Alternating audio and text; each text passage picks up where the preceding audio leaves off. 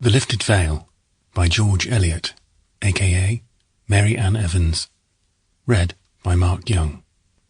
About the author. George Eliot was the pen name under which the English novelist, poet, journalist, essayist, editor, translator, and literary critic Mary Ann Evans published her fiction. Evans, born 1819, began writing fiction relatively late in her career. She published her first story in 1857 and her first complete novel in 1859, after she had criticised in 1856 the trivial and ridiculous plots of contemporary fiction by female writers in an essay titled Silly Novels by Lady Novelists.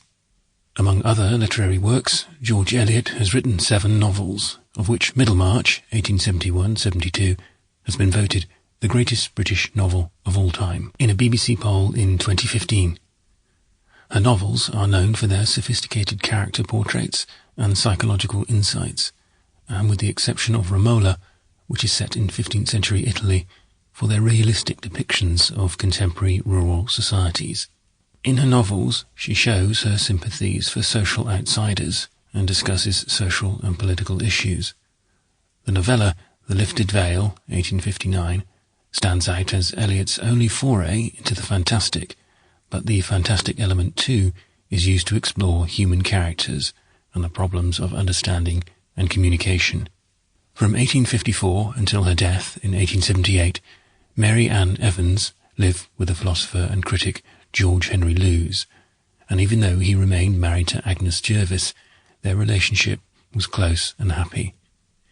2 years after Lewes' death, she married John Cross, a man 20 years her junior, who had been the couple's closest friend.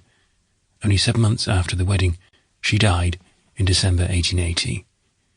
George Eliot is buried in Highgate Cemetery, London, in the area reserved for societal outcasts, religious dissenters, and agnostics, next to her love, George Henry Lewes.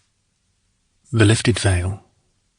Give me no light, great heaven, but such as turns to energy of human fellowship, no powers beyond the growing heritage that makes completer manhood. Chapter 1. The time of my end approaches. I have lately been subject to attacks of angina pectoris, and in the ordinary course of things, my physician tells me I may fairly hope that my life will not be protracted many months. Unless, then, I am cursed with an exceptional physical constitution, as I am cursed with an exceptional mental character, I shall not much longer groan under the wearisome burthen of this earthly existence. Sample complete. Ready to continue?